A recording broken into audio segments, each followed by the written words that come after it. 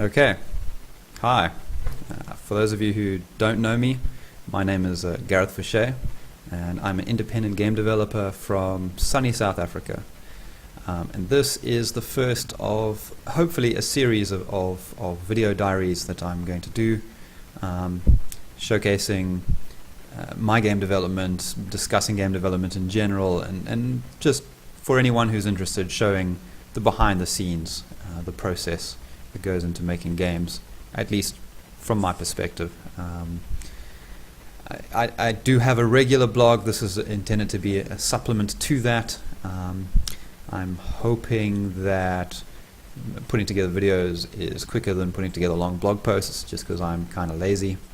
That might not pan out. It might turn out that editing videos takes longer than writing blog posts, but I'm hoping if I just do a hack job of it, I can get away with it, and you'll forgive me because of my winning smile.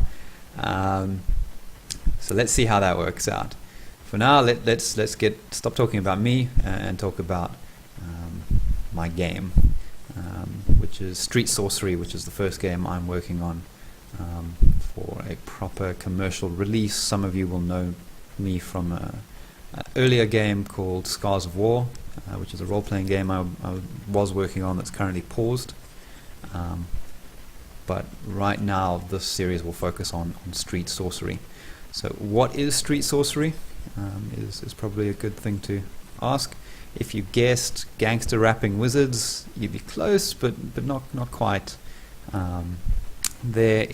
Street Sorcery is a dark urban fantasy collectible card game, inspired by things like the World of Darkness, Constantine, Hellblazer, the Dresden Files, Anita Blake, that kind of thing. So more on the sort of the dark gothic urban fantasy rather than the teen angsty Twilight type urban fantasy. Let's stay away from that completely.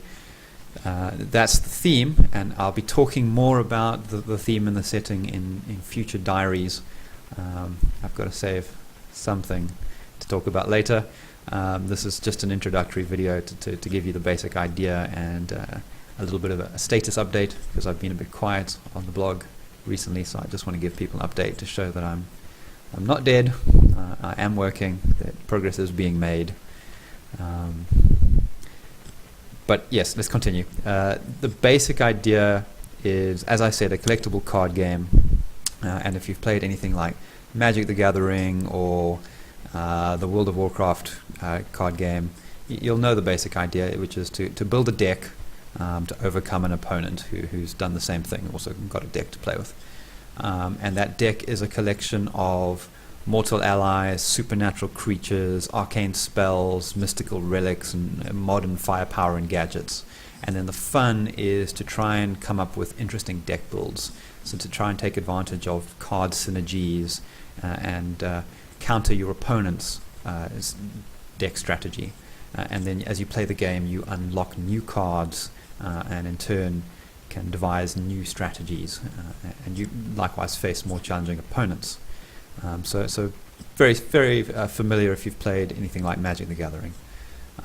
Before I continue, and while we've got sort of Magic the Gathering on the mind, I just want to point out that even though I called it a collectible card game, it's more like a living card game, which is a term that Fantasy Flight uses for their card games. The difference is probably not familiar to anyone outside the niche who plays these games, but basically what it boils down to is your collectible card games tend to rely on a sales model of random booster packs. So to get new cards, you buy a random booster which has a random selection of cards in it, and you hope that some of those cards are some of the cards you wanted.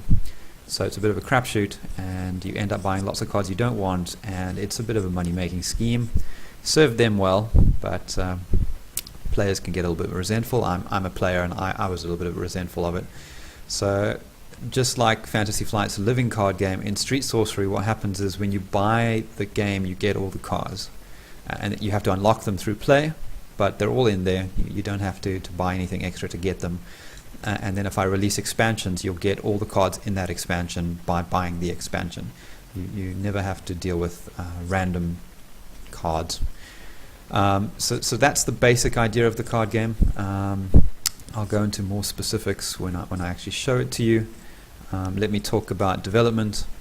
If you have followed my development up to this point, if you're from, say, the Iron Tower Studio forums, so you know me from there, you will have seen me talk about the progress up till now.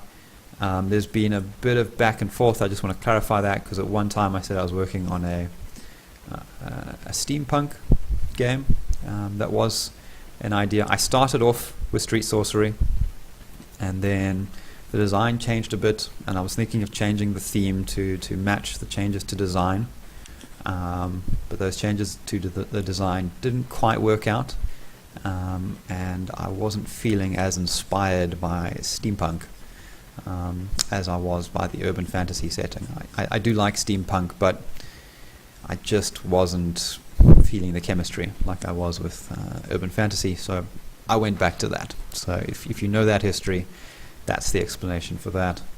We are now definitely on the urban fantasy, and that's the final word. It's staying this theme going forward. You'll see when I show you the game why that sort of back and forth on the theme, although it did cost me a little bit of time, wasn't too much of a problem, because we're still in the stage of working on the mechanical and code aspects of the project. There's still time for the theme to change. I haven't commissioned any real art yet, even though I do have design. That can fairly easily be changed up to a certain point. Until you start commissioning art assets, it can be pretty flexible. But no more flexible, because that cost me some time and I'm a bit behind, which again, if you've been following me, you'll know I've been a bit quiet for the last month. I did fall behind, so instead of actively blogging and being present on the forums, I kind of just went into a bit of a mad rush working to try and catch up with my schedule, because as my ever dwindling bank account reminds me, my time is not infinite. I need to finish a game and try and sell it so that I can continue to pay my rent and make further games. As I said before, I'm an indie. I'm, in fact, very indie. If you look behind me, you can see that's my bed there. This is my bedroom as well as my office. I'm a bedroom coder, so living the indie dream. Go indies. All right, enough talking about me. Let me actually show you a bit of the game and discuss where I am.